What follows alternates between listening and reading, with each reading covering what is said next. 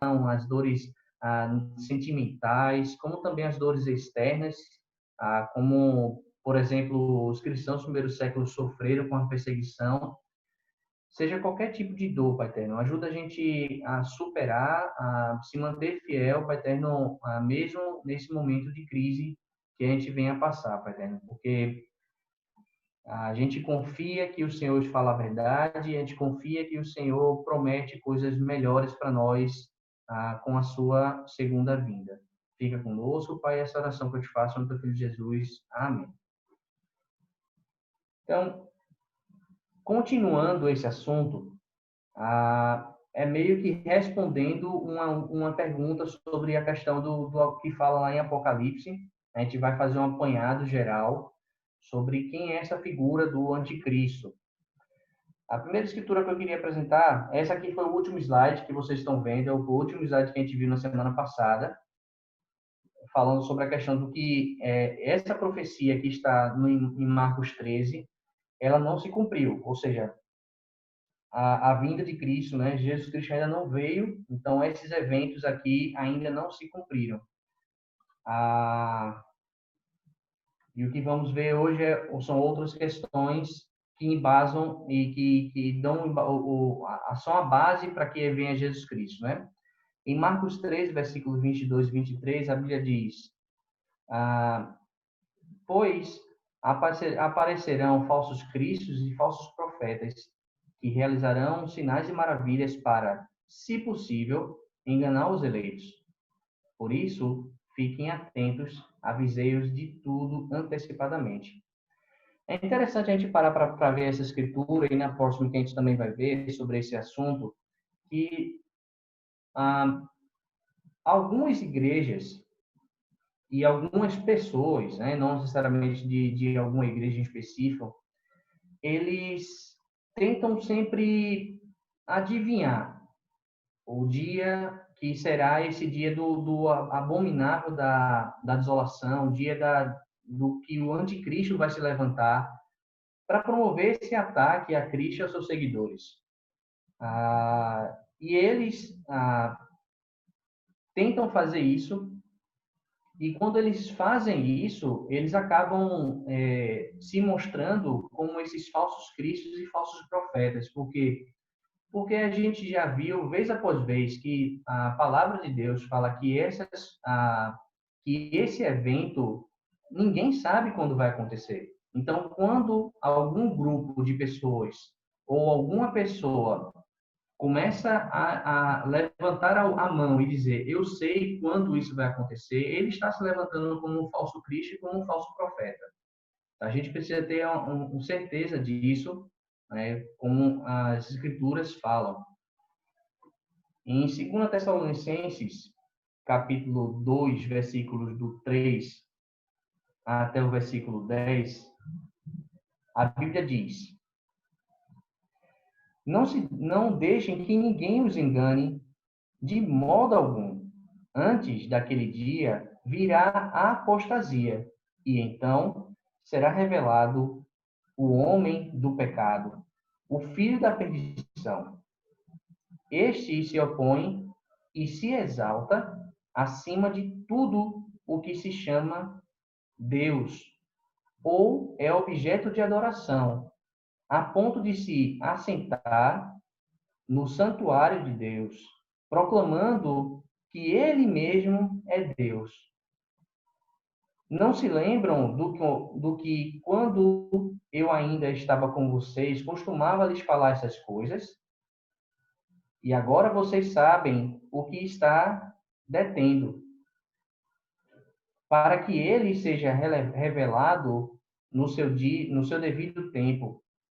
A verdade é que o mistério da iniquidade já está em ação, restando apenas que seja afastado aquele que agora o detém. Então será revelado o perverso, e a quem o Senhor Jesus matará com um sopro de sua boca e destruirá pela manifestação da sua vinda.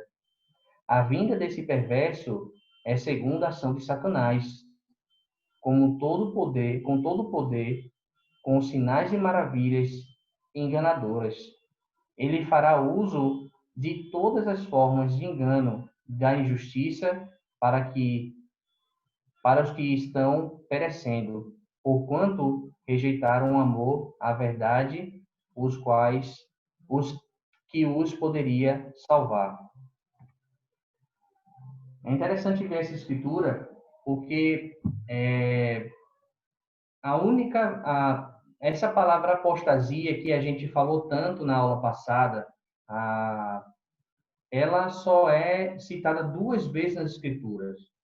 Uma vez é essa escritura aqui em Tessalonicenses e a outra vez é em Atos, Atos dos Apóstolos. Então, é muito difícil a gente criar uma doutrina ou buscar entender uma doutrina em cima dessa palavra apostasia, porque só existem essas 2 referências. É muito complicado a gente dizer como será, o quando será, os maiores detalhes, né? Além do que fala nessa escritura. Mas eu estou falando isso porque nessa escritura aqui tem outras coisas que dão mais informações que ao longo da história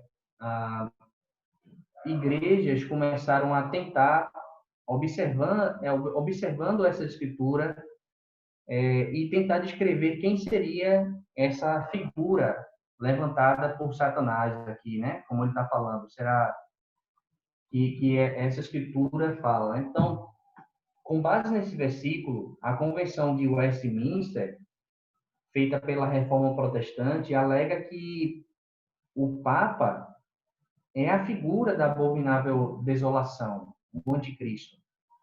Talvez você já tenha ouvido algum grupo religioso, algum amigo que faz parte de alguma outra igreja falar, né? Que o Papa é o anticristo. O Papa, o próximo, o anticristo, quem vai vir, né? É o Papa. E isso tem o fundamento nessa convenção do Westminster. Quando olhamos para o contexto, a gente consegue entender por que a Reforma Protestante levantou como o Papa sendo essa figura, de que muitos acreditam hoje, ele sendo essa figura do Satanás, da abominável desolação, do anticristo. O problema é que o contexto, quando a Reforma Protestante, o grupo de católicos saiu da Igreja Católica, né, eles não conseguiram reformar a Igreja dentro da Igreja, eles saíram da Igreja, então eles sofreram perseguição e essa oposição ao que eles viam ser o mover de Deus, vinda por parte da Igreja Católica, na figura do Papa, fazia com que eles olhassem para o Papa e dissessem: esse cara é o anticristo. Ele está fazendo uma ação contra a vontade de Deus. Então, por isso que foi a base dessa história que a gente escuta sobre o Papa ser o anticristo, tem início nessa situação, nesse contexto histórico. Algumas igrejas ainda mantêm esse posicionamento sobre quem é o anticristo, a figura do anticristo ser o Papa. Como, por exemplo, a presbiteriana do Brasil, ela mantém esse posicionamento. Mas hoje em dia, tantas igrejas, além, né, da presbiteriana, acabam levando esse tipo de ensino para as pessoas, né? E eles levantam isso porque, na verdade, eu não vou entrar nesse mérito sobre o porquê, né? Eu não vou entrar muito nesse detalhe sobre o quê, mas talvez seja muito do porquê alguns dos papas se levaram a defendendo agendas globalistas. Eu não sei muito dizer exatamente o porquê, o que se defende até hoje em dia, do porquê ser essa figura o Papa. Mas é algo que eu preciso pensar um pouco mais sobre o porquê ainda se mantém sendo como ele. Talvez no decorrer da aula a gente vá vendo alguns outros motivos. Eu acredito que eu coloquei alguns outros motivos aqui, mas Se você estudar um pouco sobre a teologia da libertação e um pouco da teologia da missão integral, você vai ver um pouco do porquê esse tipo de apoio a essas teologias inseridas dentro da igreja, tanto católica como algumas igrejas protestantes, faz com que haja esse levante contra algumas pessoas, algumas figuras que se levantam como defensores desses tipos de teologia. Então, quando algum líder de uma igreja maior, né, algum representante maior de alguma igreja defende um tipo de teologia como essa, eles são apontados como sendo pessoas, sendo figuras como o anticristo. O que é interessante notar nas escrituras é o que já foi revelado sobre esse assunto. Em João capítulo 17, versículo 12, a Bíblia diz: Enquanto estava com eles, eu os protegi e os guardei pelo nome que me deste. Nenhum deles se perdeu, a não ser aquele que estava destinado à perdição, para que se cumprisse a Escritura. Na versão João Ferreira de Almeida, ele fala assim: Estando eu com eles no mundo, guardava-os em teu nome. Tenho guardado aqueles que tu me deste, e nenhum deles se perdeu, senão o filho da perdição, para que a Escritura se cumprisse. Aqui nessa Escritura, Jesus ele fala que Judas, ao cumprir o plano de Satanás, traindo, né, Jesus, tornaria esse filho da perdição. Assim como todos aqueles que seguem os planos de Satanás, a gente pode inferir isso, eles acabam se tornando os filhos da perdição. Todos que seguem o plano de Satanás, assim como ele próprio, são destinados à perdição. Judas andou com Jesus, ficou no grupo de Cristo durante 3 anos, mas, na verdade, ele era um traidor da causa de Cristo. E, segundo o que Paulo fala, né, em Tessalonicenses, o anticristo iria querer a adoração, veneração. Ele vai dizer que é Deus, vai tomar o lugar de Deus na vida de muitas pessoas, e o mundo vai ir atrás dele. Nem sempre vemos que as coisas sobrenaturais acontecendo em nosso meio, né, no meio dessas pessoas, essas pessoas conseguem observar isso.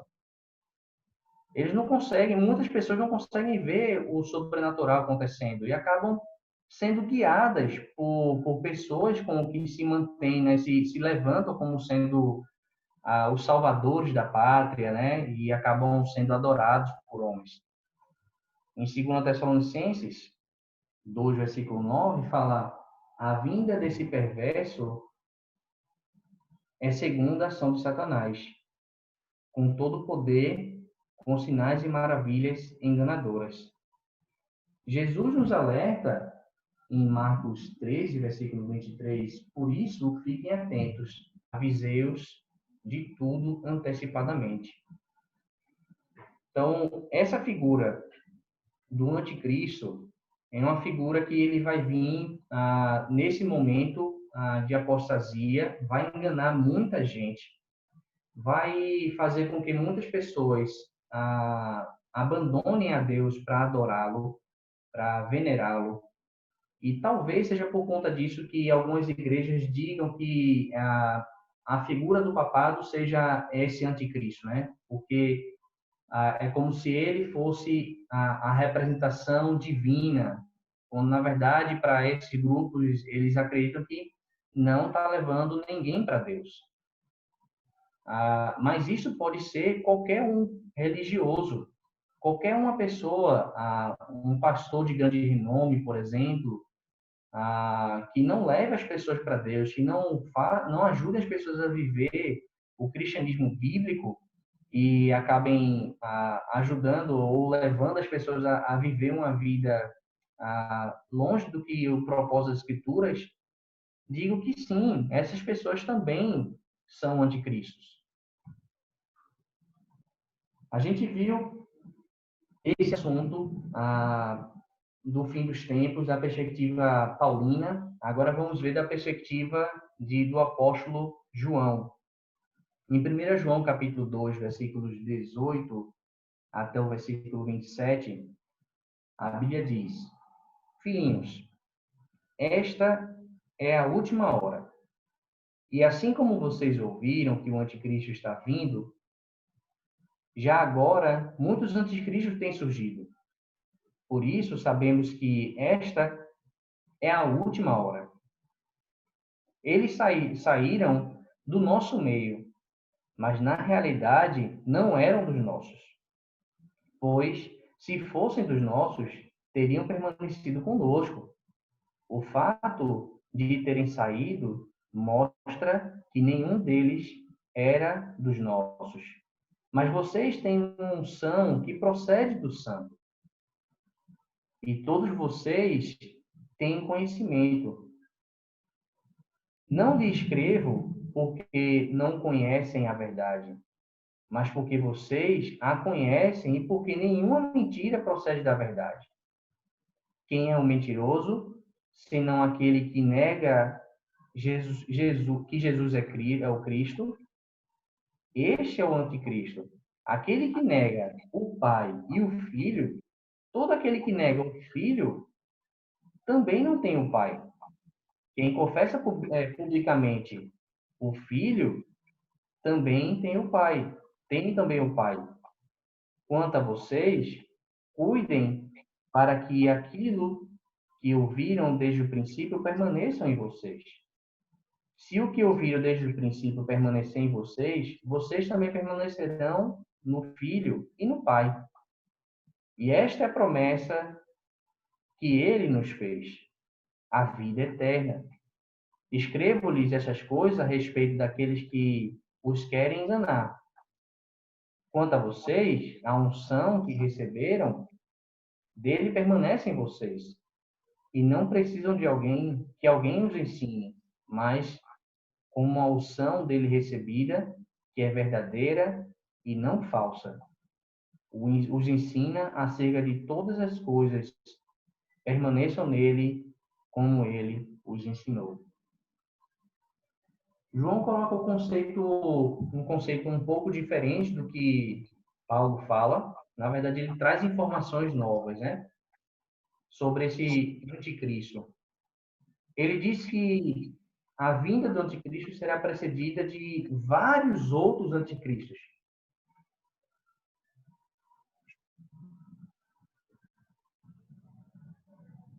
Deixa eu aqui caiu a apresentação, deixa eu ver se eu consigo voltar.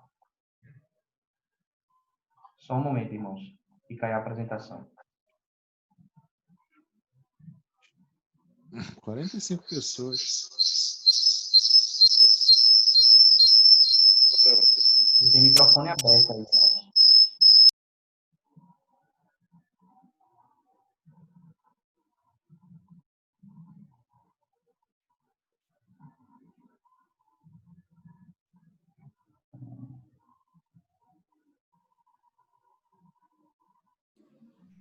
Pessoal, enquanto o Felipe está reorganizando ali a apresentação, eu só pedi para alguns, eu sei que entraram depois, se você tivesse acesso ao chat, só colocar o seu nome, se tiver mais alguém assistindo com você, escrever e colocar qual setor ou qual a cidade que de qual você faz parte, tá bom? E aí depois eu vou pegar esses nomes só para a gente ter uma ideia de quem a gente tem aonde. Obrigado, viu?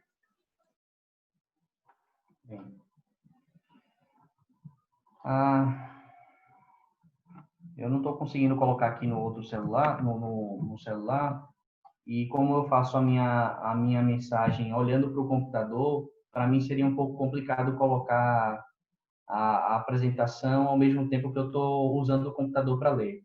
Teria algum problema para Ricardo de eu conseguir continuar aqui? Não, pode seguir assim, Felipe, sem problema. Ok, tá bom. Obrigado. Então,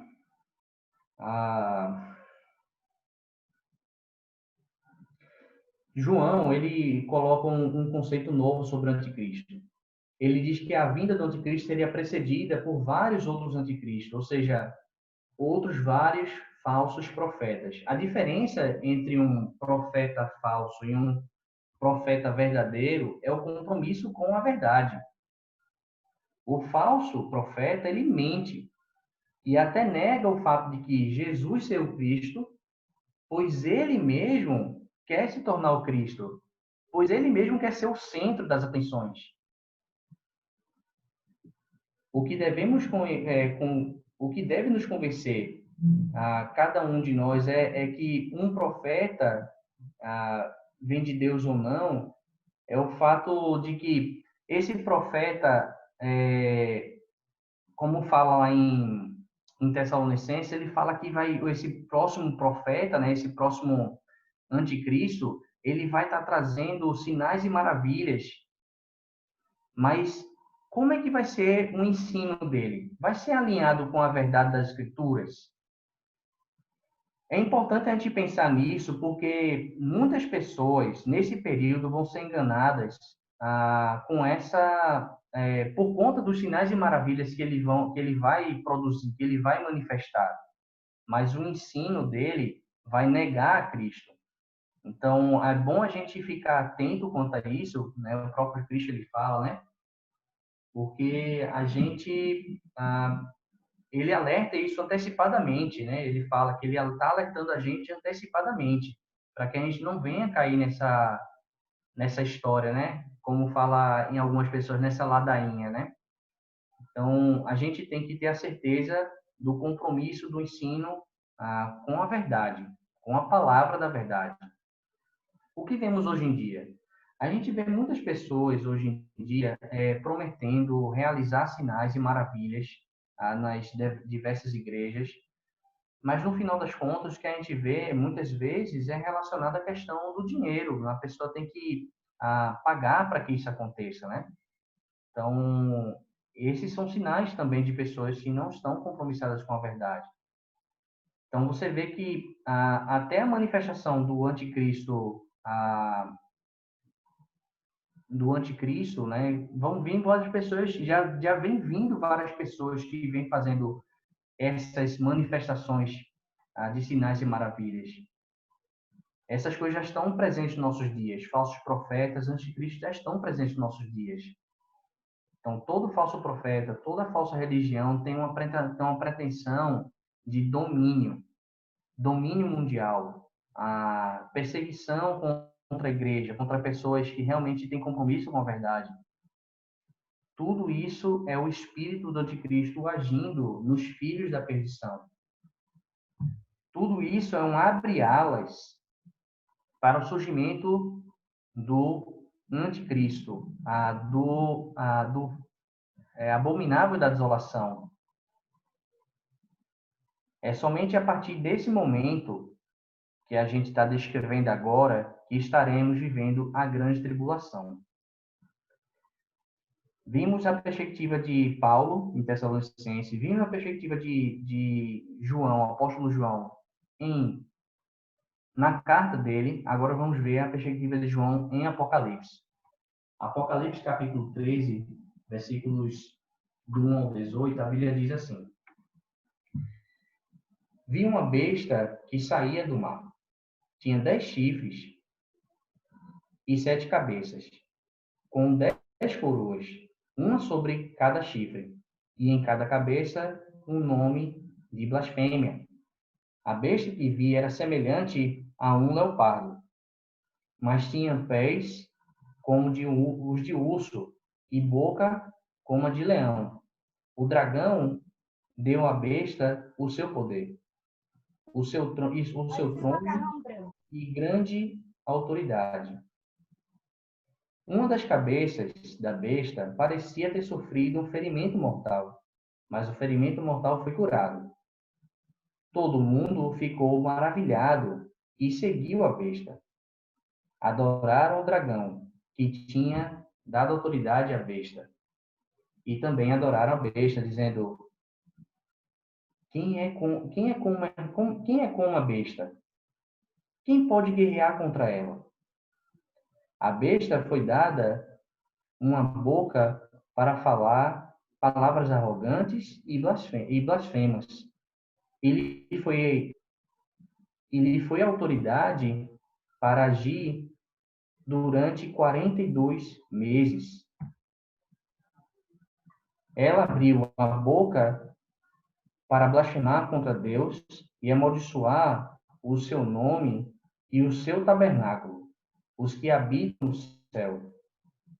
Foi-lhe dado o poder para guerrear contra os santos e vencê-los. Foi-lhe dada autoridade sobre toda tribo, povo, língua e nação. Todos os habitantes da terra adorarão a besta, a saber, todos aqueles que não tiveram seus nomes escritos no livro da vida do Cordeiro, que foi morto desde a criação do mundo. Aquele que tem ouvidos, ouça. Se alguém há de ir para o cativeiro, para o cativeiro já. Se alguém há de ser morto à espada, a espada haverá de ser morto. Aqui estão a perseverança e a fidelidade dos santos. Então, vi outra besta que saía da terra, com 2 chifres, como um cordeiro, mas que falava como o dragão. Exercia toda a autoridade da primeira besta. Em nome dela, e fazia a terra e seus habitantes adorarem a primeira besta, cujo ferimento mortal havia sido curado. E realizava grandes sinais, chegando a fazer descer fogo do céu à terra, à vista dos homens.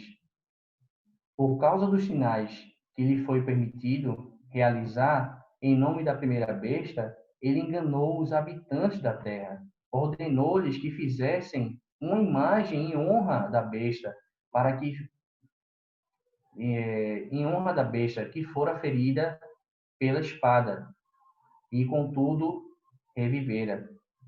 Foi-lhe dado poder para dar fôlego à imagem da primeira besta, de modo que ela podia falar e fazer que fossem mortos todos os que recusassem a adorar a imagem.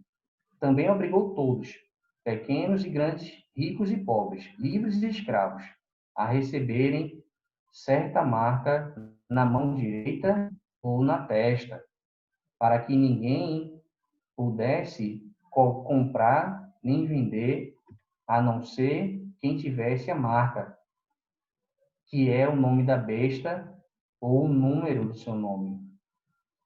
Aqui a sabedoria. Aquele que tem entendimento, calcule o número da besta, pois é o número de homem. Seu número é 666. Bem, agora estamos chegando numa parte que é bem polêmica, né? Tem muitas situações que muitas pessoas que falam muitas coisas a respeito dessa escritura. Eu vou trazer aqui algumas impressões que eu fiz, né, um estudo, né, com base nesse contexto como um todo.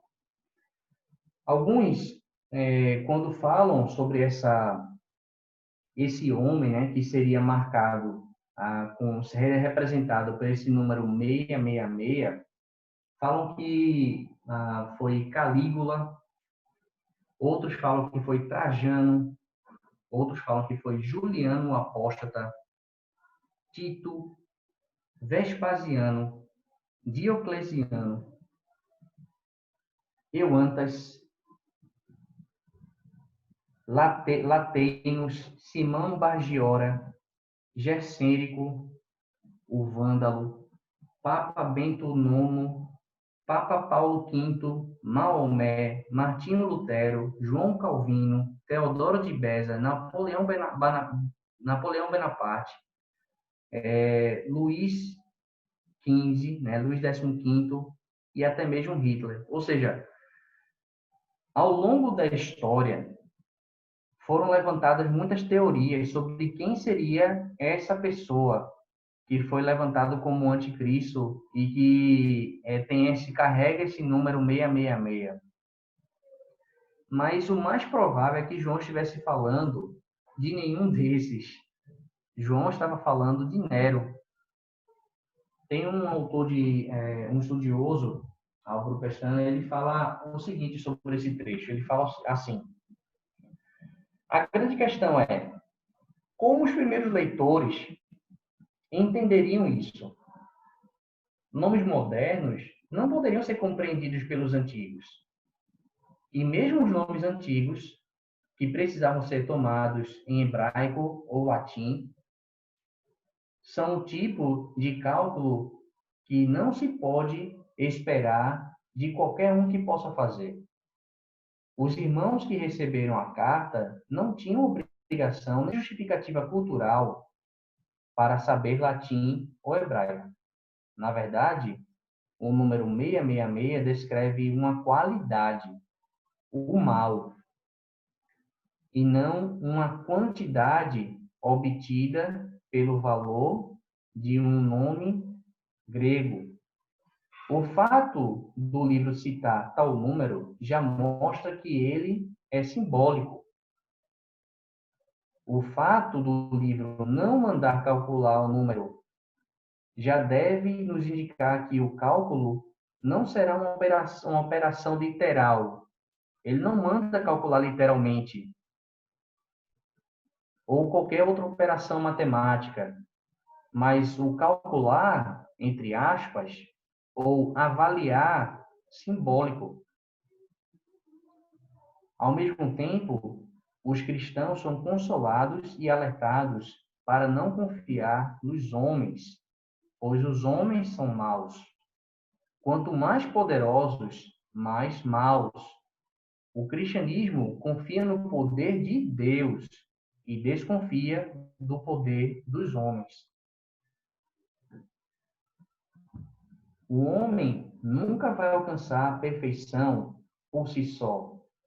E essa perfeição, ela é representada pelo número 7 na cultura hebraica. Ele sempre chegará no máximo a ser um 666, por melhor e mais capacitado que ele seja. Principalmente os homens poderosos dessa era, os homens mais maus dessa era. A gente precisa ter cuidado com eles. Todas essas pessoas que se levantam e que são super capacitados para fazer tudo, né? Todos esses homens que foram relacionados como sendo o 666, que eu li nessa lista anterior, eles foram homens maus. Ou eles foram adversários de um outro grupo que se via como sendo o lado bom da história. Eu falo isso como, por exemplo, os dois papas que eu citei, o Papa Paulo V e Bento IX, como também Martinho Lutero e João Calvino. Para os católicos, Martinho Lutero e João Calvino, eles eram a representação da besta, desse 666.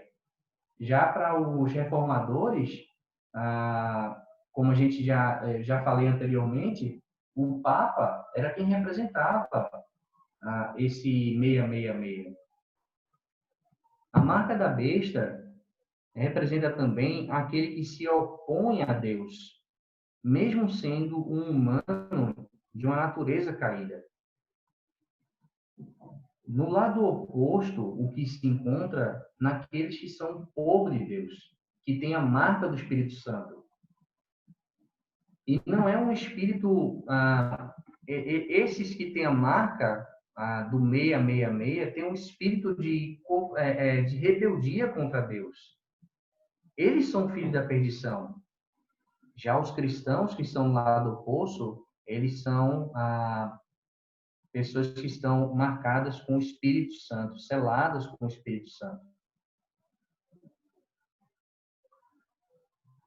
Em Marcos capítulo 13, versículos 24 ao 27, a Bíblia diz: mas naqueles dias, após aquela tribulação, o sol escurecerá e a lua não dará sua luz.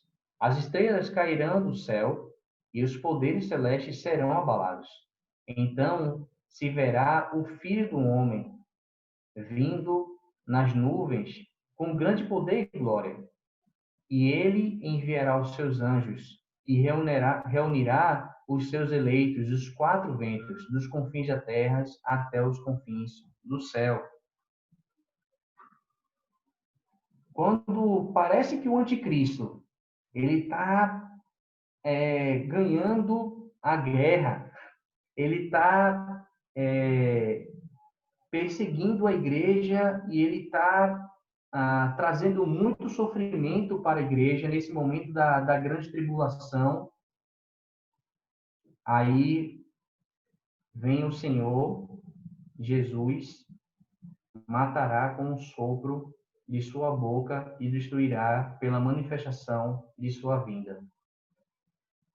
Então, depois da destruição dessa pessoa, que vai ser essa última representação do anticristo, o 666, depois da destruição dele com apenas um sopro, Jesus vai reunir os eleitos de todas as partes do mundo até os confins do céu.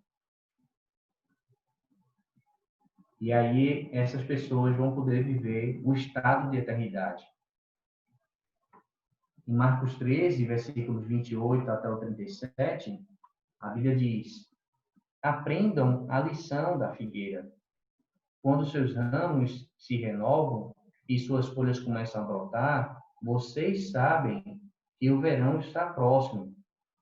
Assim também, quando virem essas coisas acontecendo, saibam que ele está próximo, às portas. Eu lhes asseguro que não passará esta geração até que todas essas coisas aconteçam. O céu e a terra passarão, mas as minhas palavras jamais passarão. Quanto ao dia e à hora, ninguém sabe, nem os anjos no céu, nem o Filho, senão somente o Pai. Fiquem atentos, vigiem. Vocês não sabem quando virá esse tempo. E como um homem que sai de viagem, é como um homem que sai de viagem. Ele deixa sua casa, encarrega de tarefas cada um dos seus servos e ordena ao porteiro que vigie. Portanto, vigiem, porque vocês não sabem quando o dono da casa voltará.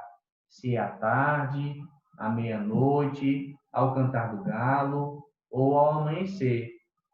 Se ele vier de repente, que não os encontre dormindo, e que o que lhes digo a todos, vigiem. A segunda vinda, quando acontecerá? Não sabemos. Assim como não sabemos qual será o momento que estará acontecendo a grande tribulação, o dia. A gente não sabe quando estará acontecendo a grande tribulação. Temos apenas uma certeza.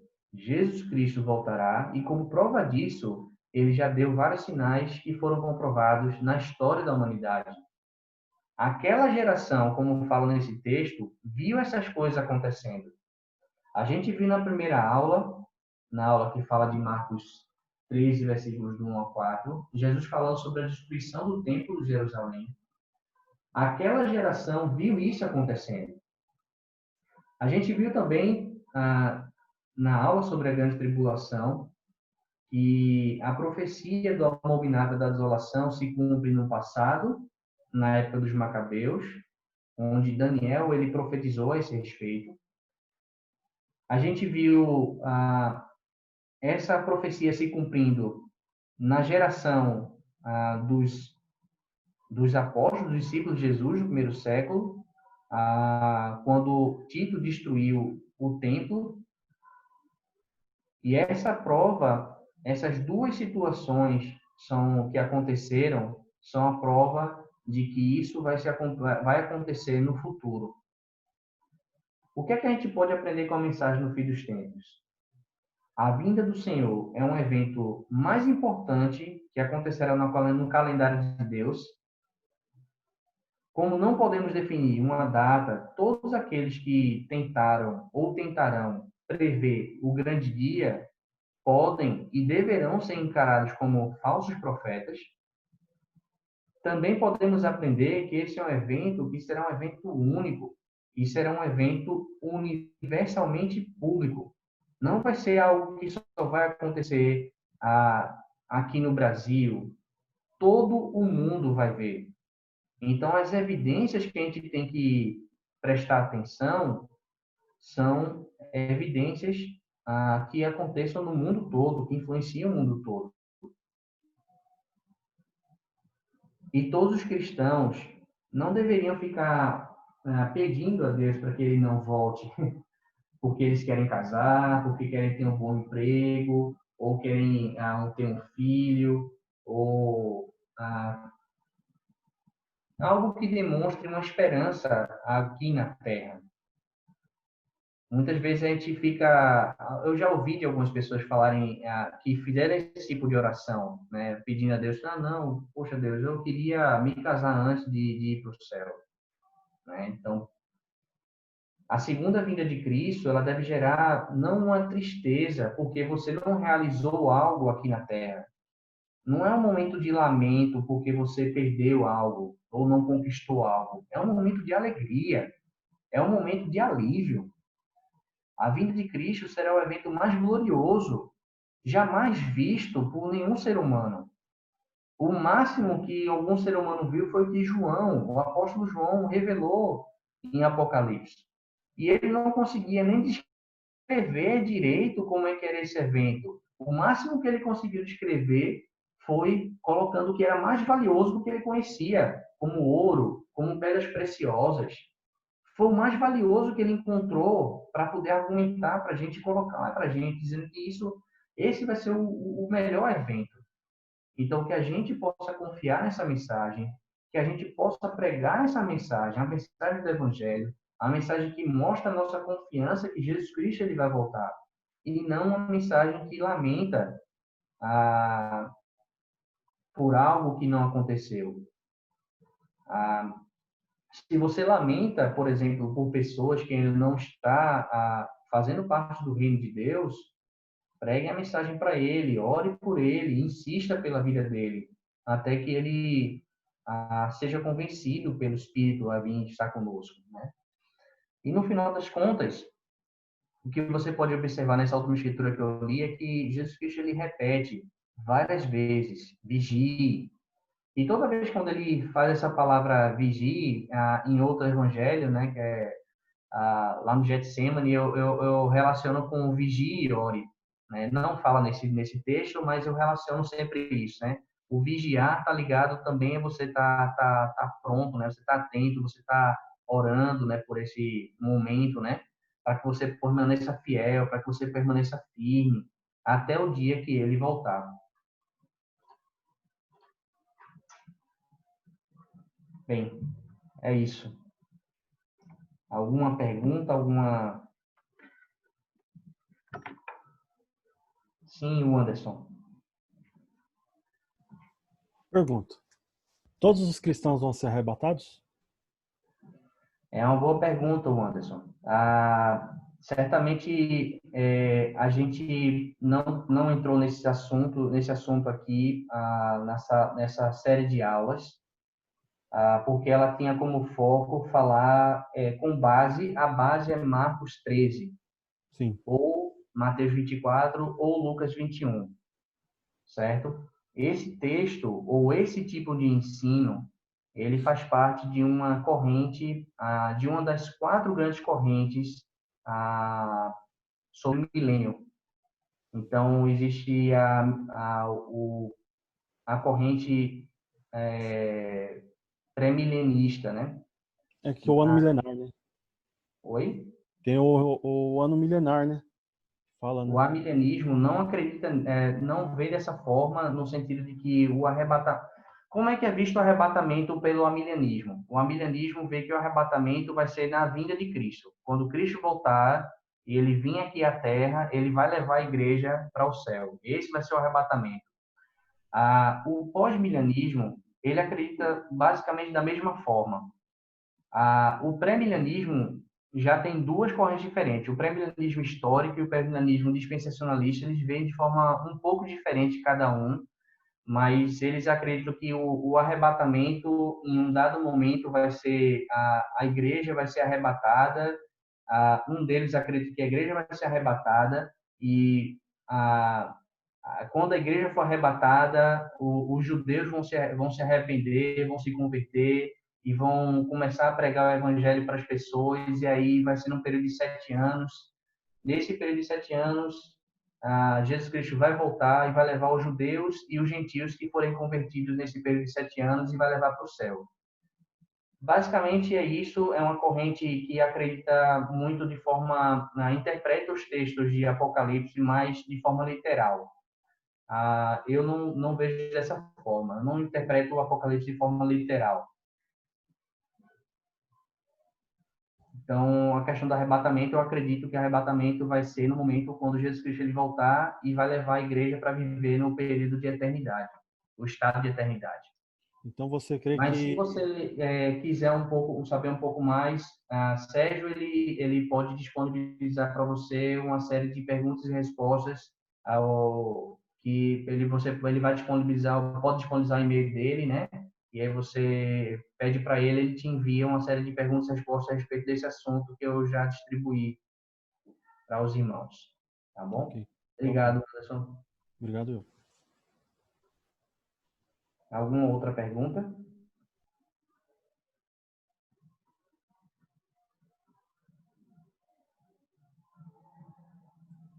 Pessoal, se alguém quiser fazer a pergunta, é só abrir o seu microfone e perguntar, tá bom? Às vezes não adianta Felipe. levantar a mão que a gente não vê. Opa, Ô, Felipe, oi, pode ah,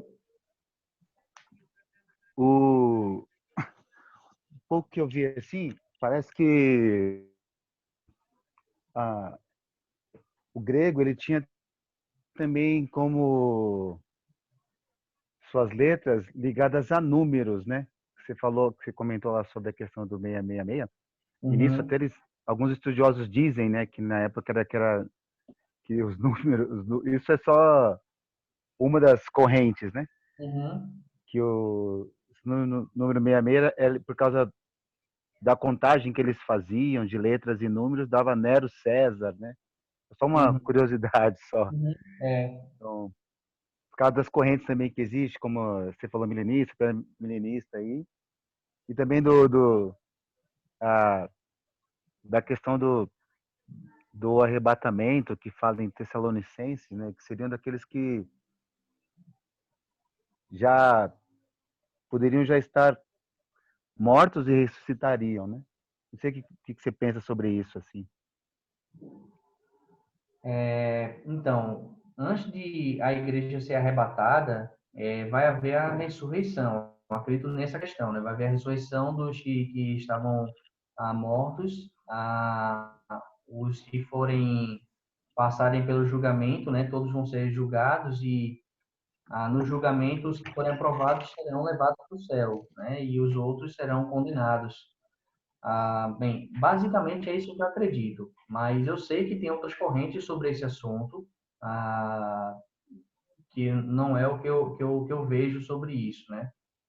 Sobre a questão do arrebatamento, sobre a questão da ressurreição. Tem uma das correntes que acredita que a ressurreição dos mortos só vai acontecer depois do tempo dos 7 anos. Se eu não me engano, é isso. Depois do período de 7 anos, já com a igreja arrebatada.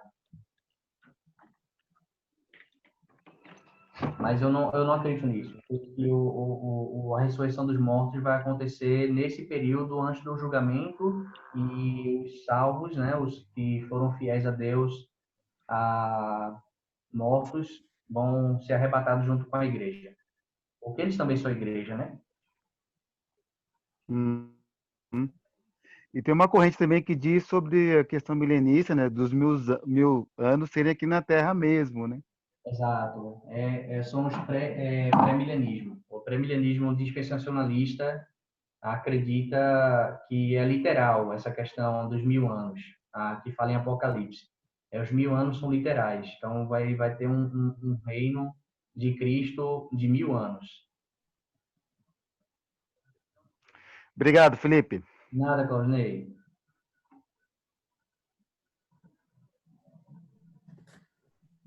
Ô Felipe, eu gostaria de perguntar, você citou 2 vezes sobre Macabeu. Ele é em qual período que a gente pode ter esse profeta que se refere aí, ou esse livro, para poder entender um pouco sobre o que se comenta dele? Ok. Se você quiser ler o livro de Macabeus, compra uma Bíblia católica que você vai ter acesso aos livros de Macabeus. Ele faz parte dos 7 livros apócrifos que estão adicionados pela Igreja Católica no Antigo Testamento. Então, o período de Macabeus foi um período intertestamentário, que foi o período depois da última revelação do profeta Malaquias e antes da vinda de Cristo. Então, foi nesse período chamado intertestamentário, depois de Malaquias, antes da vinda de Cristo, que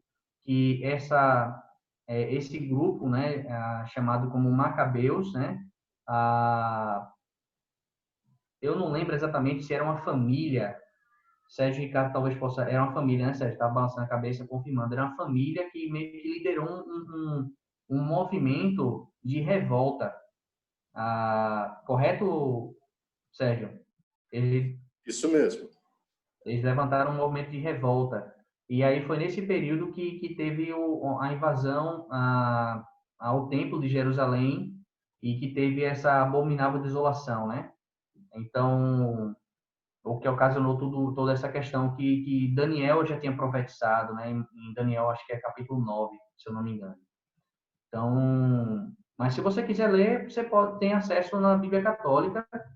É interessante estudar alguns apócrifos, por exemplo, nesse apócrifo mesmo de Macabeus, ele finaliza falando que, olha, basicamente ele fala assim, olha, se eu errei alguma coisa, eu peço desculpas aqui pelo que eu errei, do que eu escrevi. Então, você vê que não tem uma autoridade de inspiração divina. Porque se tivesse uma autoridade de inspiração divina, somente por essa frase você diria assim, como é que a pessoa tá incerta se ela está falando a verdade ou não sobre o assunto? Se ela errou em algum aspecto do que ela está falando aqui, dessa revelação. Na verdade, Macabeus foi uma história contada de um período que aconteceu. Alguns assuntos estão fora de contexto, se misturam no contexto, mas não é revelação. Não faz parte da revelação divina como qualquer outro de 66 livros das Escrituras. Legal, obrigado.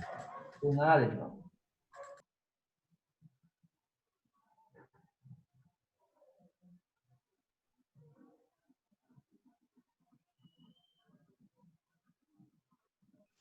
Ótimo. Então, acho que o pessoal leu o material, a maior parte pegou o material, já leu, já está entendido um pouco sobre essa questão das correntes, né? Prestou atenção na aula, talvez eu tenha explicado bem direitinho, talvez não. Aí vocês vão perguntar para o Sérgio Ricardo, vão rever a aula depois. Enfim, eu acho que não tem dúvidas ou perguntas sobre o assunto mais, né? Acho que o Renato ainda quer fazer uma pergunta, Felipe. Sim, é porque não está aqui na minha tela, deve estar na outra tela. Pode fazer, Renato. Felipe, uma pergunta, né? Você falou desse 666, da marca da besta lá, o número do homem lá, como se isso tivesse como um evento que eu entendi, mas se eu entendi certo, como um evento que já aconteceu, mas será que isso não seria um evento futuro? Ok, boa pergunta. Como eu falei sobre a questão das profecias, a gente tem que prestar atenção sobre as profecias. Ela tem um evento no passado, no presente e no futuro. Então, sim, eu acredito que ela já aconteceu num sentido, mas ela vai acontecer em outro sentido. Não sei se eu respondi de forma bem sucinta, mas eu acredito que sim. Já vieram pessoas que representam esse 666, né? São pessoas que se levantam, pessoas muito capazes, mas que são muito mais. Ao longo da história, pessoas muito capazes e muito mais se levantaram contra o povo de Deus, né? Então, eles seduziram muitas pessoas no sentido de que pessoas seguiram ele, seguiram a vontade dele, né? Então, seguiram a narrativa deles. Então, vai se repetir na história algo nesse sentido. Beleza. Obrigado aí, Felipe. Nada, nada. Legal, pessoal. Acho que... Tem uma outra pergunta aqui agora. Zé Antônio. Não, eu só quero agradecer aí a sua disposição para nos ensinar. Obrigado, viu? Por nada, Zé Antônio. A Silvia deu um recado para você que é para você abandonar a live, porque eu sou mais importante que a live lá que você estava fazendo lá. Já abandonei. É brincadeira, viu, irmãos? É só uma brincadeira. É que eu já conheço Zé Antônio e Silvia. É brincadeira. Legal, pessoal. Eu queria aproveitar nesses... Eu acho que o Mariano quer fazer pergunta, Sérgio. Mariano quer fazer pergunta? Alguém ainda quer fazer alguma pergunta? Desculpa, não sei se alguém ainda gostaria de fazer. Mariano, você ia fazer pergunta? Não, né? Tá. Não? Desculpa. Não, tranquilo. Então, realmente, pessoal, agora que a gente está finalizando, primeiro eu queria mais uma vez agradecer muito o Felipe pela disposição, pelo estudo que ele preparou. Ele se dedicou bastante. Eu sei que ele realmente gosta desses temas. Então, Felipe, queria mesmo, de todo o coração, te agradecer pela realmente sua disposição, sua boa vontade, o quanto você contribuiu e colaborou conosco nesse período. Espero que a gente ainda tenha outras oportunidades de ter você com a gente e fazer algo juntos. Então, muito obrigado mesmo, de coração. E também, pessoal, agora que a gente está finalizando, só gostaria de lembrá-los que a partir da semana que vem a gente começa uma nova série que vai ser sobre as parábolas de Jesus. Aí a gente vai ter o James, vários de vocês conhecem, o James Schultz, que vai abordar esse tema com a gente por 5 semanas. Então, todos vocês ficam aí já convidados e abertos para convidar, compartilhar com quem mais vocês quiserem também. Esse material que o Felipe falou, com as perguntas e respostas que algumas pessoas fizeram, eu tenho. Então, se você tiver interesse, como eu passei na aula passada, é só me mandar um e-mail e eu encaminho esse material. E também aquele aviso que eu pedi. Se você tiver acesso ao chat e ainda não teve oportunidade de fazer, se você puder colocar seu nome, se tem mais alguém assistindo a aula com você e de onde você está, se é Zona Oeste, Zona Sul ou qualquer outra cidade, eu agradeço também.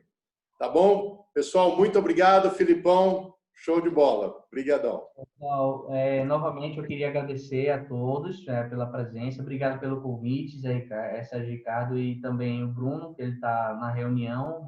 Obrigado pelo convite. Para mim, novamente, é um prazer e eu estou à disposição para outras oportunidades também. Obrigado, Felipe. Obrigado, Felipe. Fica com Deus. Obrigada, Felipe. Nada, Obrigado. Obrigada.